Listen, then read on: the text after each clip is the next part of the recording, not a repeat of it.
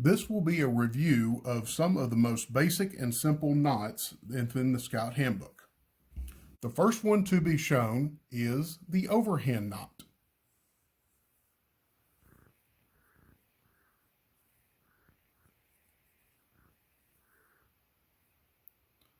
This is the basic and simple overhand knot. If it helps showing a different color,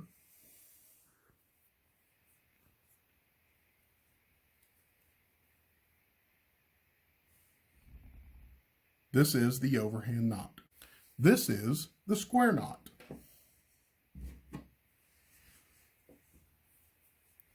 Right over left, left over right. It makes 2 interlocking loops.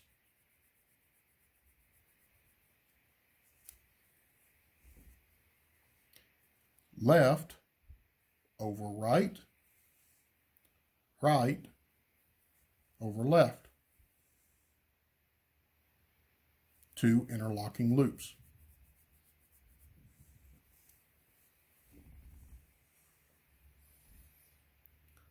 Right over left, left over right. 2 interlocking loops. The clove hitch goes around a tree or post and around again, and you form an X. The second time you go around, you come back under this X. Under the X and pull it tight. When you get done, the 2 ends should be roughly the center of the knot. This is the clove hitch. Another way of tying the clove hitch, you can make 1 loop, you can make a second loop. If you notice, the 2 loops are on opposite ends of the string running between them. So I want to take this one, put it on top of the other, and then I can slide it on to the end of my post.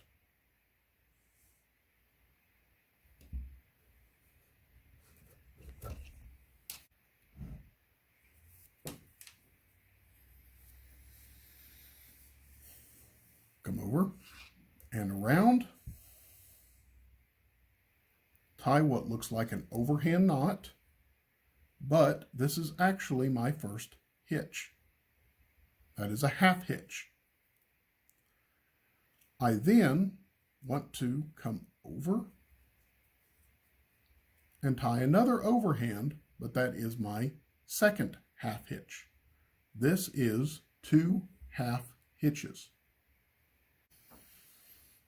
Coming around, tie what looks like an overhand knot. That is my first half hitch. I then tie a second half hitch. If I were to come around,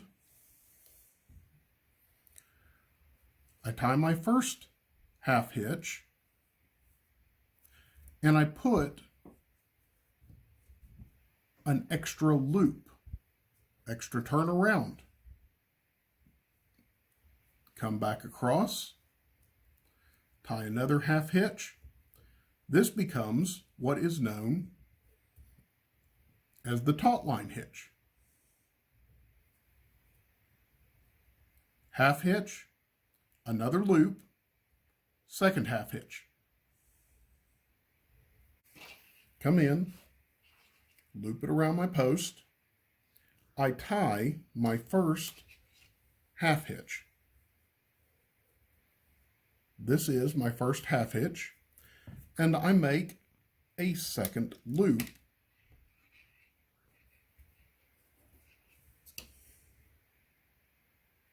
Now I tie my second half hitch right there. This is what makes the taut line hitch.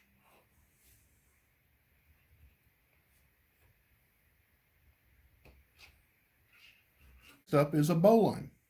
For our bowline, let's assume that this right here is a rope that is leading up to the side of a cliff.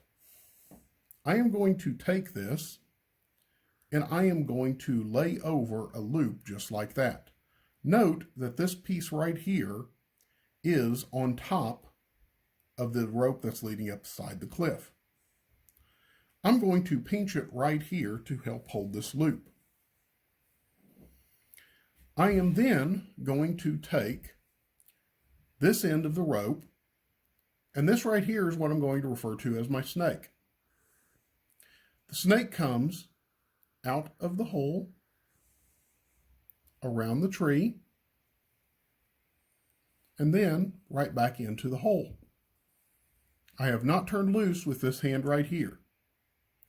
What I'm now going to do is reach up here and grab this piece of the rope that's leading up the side of the cliff, and I'm going to take these three and pull them all tight at the same time. This makes our bowline. Showing this again, I want to take this and make a loop with this piece resting on top of the line that's running upside the cliff. This is our snake that comes out of the hole, around the tree, and back into the hole. You can then pull it tight with this end right there. This is our bowline. Depending upon how it is direction, it may look a little different. This is what traditionally it kind of looks like, where you have a loop around the running end. This is what it looks like on the back side. Some people tend to see different colors a little bit differently, and I found that it helps to show some of these knots in a different color. So we make our loop. Again, this is a line that is running down the side of a cliff. This loop that we made rests on top of this line. So we're going to go and we are going to pinch it right there where the two sides meet. This right here is what we're referring to as the snake. Snake comes out of the hole, around the tree, back into the hole. I then turn loose of this and grab it from the top and tighten it up from there. Front side, back side.